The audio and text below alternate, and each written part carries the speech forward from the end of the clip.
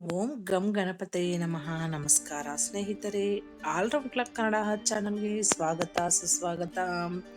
ಇವತ್ತಿನ ವಿಡಿಯೋದಲ್ಲಿ ಗಣಾಧಿಪ ಸಂಕಷ್ಟ ಚತುರ್ಥಿ ಶುಭ ಮುಹೂರ್ತ, ಮಹತ್ವ, ಮಂತ್ರ, ಪೂಜೆ ವಿಧಾನ ನೋಡೋಣ ಬನ್ನಿ. ಕಾರ್ತೀಕ ಮಾಸದ ಕೃಷ್ಣ ಪಕ್ಷದ ಸಂಕಷ್ಟ ಚತುರ್ಥಿ ವ್ರತವನ್ನು ಗಣಾಧಿಪ ಸಂಕಷ್ಟ ಚತುರ್ಥಿ ಎಂದು ಕರೆಯುತ್ತಾರೆ. ಈ ವರ್ಷ ಗಣಾಧಿಪ ಸಂಕಷ್ಟ ಚತುರ್ಥಿ ವ್ರತವನ್ನು ನವೆಂಬರ್ 19ರಂದು ಇವತ್ತು ಆಚರಿಸಲಾಗಿದೆ, ಮಂಗಳವಾರ. ಗಣಾಧಿಪ ಸಂಕಷ್ಟ ಚತುರ್ಥಿ ಪೂಜೆ ಶುಭ ಮುಹೂರ್ತ ಯಾವುದು? ಗಣಾಧಿಪ ಸಂಕಷ್ಟ ಚತುರ್ಥಿ ಮಹತ್ವ ಮತ್ತು ಮಂತ್ರಗಳು ಹೀಗಿವೆ, ನೋಡೋಣ ಬನ್ನಿ. ಹೊಸದಾಗಿ ನಮ್ಮ ಚಾನಲ್ ನೋಡ್ತಾ ಇದ್ರೆ ಖಂಡಿತ ಸಬ್ಸ್ಕ್ರೈಬ್ ಮಾಡ್ಕೊಳ್ಳಿ. ಹಂಗೆ ಈ ವಿಡಿಯೋ ಇಷ್ಟ ಆದರೆ ಸಪೋರ್ಟ್ ಮಾಡಿ. ಹಂಗೆ ನಿಮ್ಮ ಫ್ರೆಂಡ್ಸ್ ಅಂಡ್ ಫ್ಯಾಮಿಲೀಸ್ಗೆ ಶೇರ್ ಮಾಡೋದು ಮರೆಯಬೇಡಿ.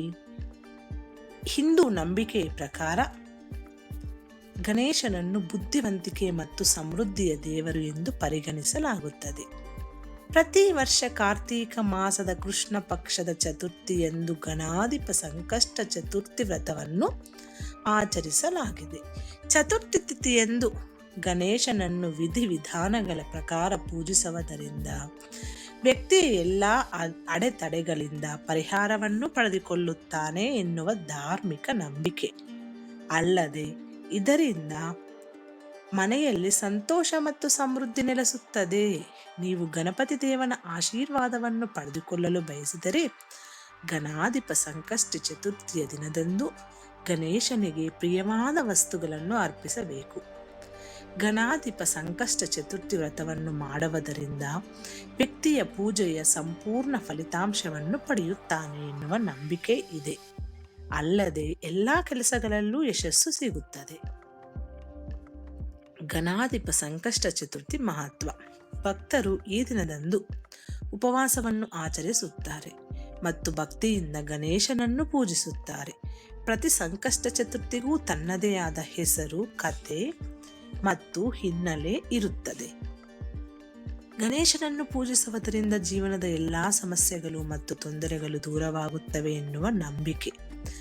ಗಣಾಧಿಪ ಸಂಕಷ್ಟ ಚತುರ್ಥಿ ದಿನದಂದು ಯಾವ ವ್ಯಕ್ತಿ ನಿಜವಾದ ಹೃದಯದಿಂದ ಉಪವಾಸ ಮಾಡುತ್ತಾರೆ ಅವರ ಎಲ್ಲಾ ಆಸೆಗಳು ಈಡೇರುತ್ತವೆ ಮತ್ತು ಅವರ ಜೀವನದ ಎಲ್ಲಾ ತೊಂದರೆಗಳು ದೂರವಾಗುತ್ತವೆ. ವಿವಾಹಿತ ಮಹಿಳೆಯರು ತಮ್ಮ ಗಂಡನ ದೀರ್ಘಾಯುಷ್ಯಕ್ಕಾಗಿ ಸಂಕಷ್ಟ ಚತುರ್ಥಿ ಎಂದು ಉಪವಾಸ ಮಾಡುತ್ತಾರೆ. ಗಣಾಧಿಪ ಸಂಕಷ್ಟ ಚತುರ್ಥಿ ಮಹತ್ವ ನೋಡಿದೀವಲ್ವಾ ಇವಾಗ. ಅದು ಮುಹೂರ್ತ ಯಾವಾಗ ಅಂದ್ರೆ ಕಾರ್ತೀಕ ಮಾಸದ ಶುಕ್ಲ ಪಕ್ಷದ ಚತುರ್ಥಿ ತಿಥಿಯ ನವೆಂಬರ್ 18ರಂದು ಸಂಜೆ 6:55ಕ್ಕೆ ಪ್ರಾರಂಭವಾಗುತ್ತದೆ. ಮರುದಿನ ಅಂದ್ರೆ ನವೆಂಬರ್ 19 ಇವತ್ತು ಸಂಜೆ 5:28ಕ್ಕೆ ಕೊನೆಗೊಳ್ಳುತ್ತದೆ.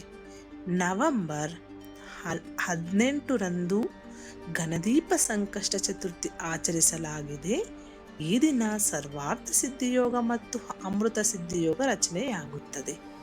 ಸರ್ವಾರ್ಥ ಸಿದ್ಧಿಯೋಗ ಮುಂಜಾನೆ 6:38ರಿಂದ 3:49ರವರೆಗೆ, ಅಮೃತ ಸಿದ್ಧಿಯೋಗ ಮುಂಜಾನೆ 6:38ರಿಂದ 3:49ವರೆಗೆ. ಗಣಾಧಿಪ ಸಂಕಷ್ಟ ಚತುರ್ಥಿ ಪೂಜೆ ವಿಧಾನ.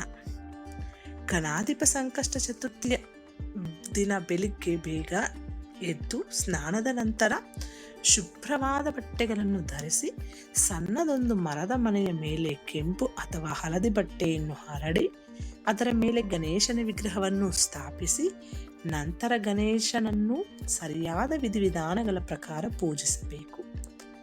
ದೇವರ ಕೊನೆಯಲ್ಲಿ ತುಪ್ಪದ ದೀಪವನ್ನು ಹಚ್ಚಿಡಿ. ಗಣೇಶನಿಗೆ ಹಣ್ಣುಗಳು, ಹೂವುಗಳು, ತುರ್ವ, ಧೂಪದ್ರವ್ಯ ಮತ್ತು ನೈವೇದ್ಯವನ್ನು ಅರ್ಪಿಸಿ. ಗಣೇಶನ ಬೀಜ ಮಂತ್ರಗಳನ್ನು ಪಠಿಸಿ ಮೋದಕವನ್ನು ಅರ್ಪಿಸಿ. ನಂತರ ಎಲ್ಲಾ ದೇವರು ಮತ್ತು ದೇವತೆಗಳೊಂದಿಗೆ ಗಣೇಶನ ಆರತಿಯನ್ನು ಮಾಡಿ ಪೂಜೆ ಕೊನೆಯಲ್ಲಿ ಕುಟುಂಬ ಸದಸ್ಯರಿಗೆ ಪ್ರಸಾದ ವಿತರಿಸಿ. ಗಣಾಧಿಪ ಸಂಕಷ್ಟ ಚತುರ್ಥಿ ನಿಯಮಗಳು. ಗಣಾಧಿಪ ಸಂಕಷ್ಟ ಚತುರ್ಥಿ ದಿನದಂದು ಬೆಳ್ಳುಳ್ಳಿ, ಈರುಳ್ಳಿ ಅಥವಾ ನಂತರ ಯಾವುದೇ ತಾಮಸಿಕ ಆಹಾರವನ್ನು ಸೇವಿಸಬೇಡಿ. ಸಾಧ್ಯವಾದರೆ ಕೇವಲ ಹಣ್ಣುಗಳನ್ನು ತಿನ್ನಿರಿ ಅಥವಾ ಹಾಲು ಮತ್ತು ಇತರ ಸಾತ್ವಿಕ ಆಹಾರವನ್ನು ಸೇವಿಸಿ. ಉಪವಾಸದ ಸಮಯದಲ್ಲಿ ಗಣೇಶನ ಕಥೆಗಳನ್ನು ಕೇಳಿ ಅಥವಾ ಅವನ ಸ್ತೋತ್ರಗಳನ್ನು ಪಠಿಸಿ. ಧಾರ್ಮಿಕ ಕಥೆಗಳ ಪ್ರಕಾರ ಗಣಾಧಿಪ ಸಂಕಷ್ಟ ಚತುರ್ಥಿ ಉಪವಾಸವು ಜೀವನದಲ್ಲಿ ಸಂತೋಷ ಮತ್ತು ಶಾಂತಿಯನ್ನು ತರುತ್ತದೆ ಎಂದು ನಂಬಿಕೆ. ಅದೇ ಸಮಯದಲ್ಲಿ ಗಣಪತಿಯ ಕೃಪದಿಂದ ಎಲ್ಲಾ ಕೆಲಸಗಳು ಯಶಸ್ವಿಯಾಗಿರುತ್ತವೆ. ಆದ್ದರಿಂದ ಈ ದಿನದಂದು ಗಣಪತಿಯನ್ನು ಪೂರ್ಣ ಭಕ್ತಿ ಮತ್ತು ಶ್ರದ್ಧೆಯಿಂದ ಪೂಜಿಸಿ. ಇವತ್ತು ಗಣಾಧಿಪ ಸಂಕಷ್ಟ ಚತುರ್ಥಿ ಮಂತ್ರ ಏನಂದ್ರೆ, ಓಂ ಶ್ರೀ ಗಣಪತಯೇ ನಮಃ. ನಾನು ಸರಳವಾಗಿರೋ ಮಂತ್ರಗಳನ್ನು ಹೇಳ್ತಾ ಇದ್ದೀನಿ. ಇನ್ನು ಕೆಲವು ಮಂತ್ರಗಳು ಸ್ವಲ್ಪ ಕಷ್ಟವಾಗಿದೆ, ಅದು ಕೂಡ ಡಿಸ್ಕ್ರಿಪ್ಷನ್ ಅಲ್ಲಿ ಕೊಡ್ತೀನಿ, ನೀವು ನೋಡ್ಕೊಂಡು ಓದ್ಕೋಬಹುದು. ಇವತ್ತು ನಾನು ಕೆಲವು ಮಂತ್ರ ಹೇಳ್ತಾ ಇದ್ದೀನಿ. ಓಂ ಶ್ರೀಂ ಹ್ರೀಂ ಕ್ಲೀಂ ಗ್ಲೌ ಗಂ ಗಣಪತಯೇ ವರವರದ ಸರ್ವಜನಂ ಮೇ ವಶಮಾನಯ ಸ್ವಾಹ. ಓಂ ಗಂ ಗಣಪತಯೇ ನಮಃ.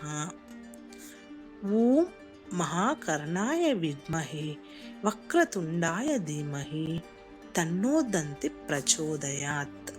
ಈ ಮಂತ್ರಗಳೆಲ್ಲ ಕೂಡ ನಾನು ಡಿಸ್ಕ್ರಿಪ್ಷನ್ ಅಲ್ಲಿ ಕೊಡ್ತೀನಿ, ನೀವು ನೋಡ್ಕೊಂಡು ಓದ್ಕೋಬಹುದು.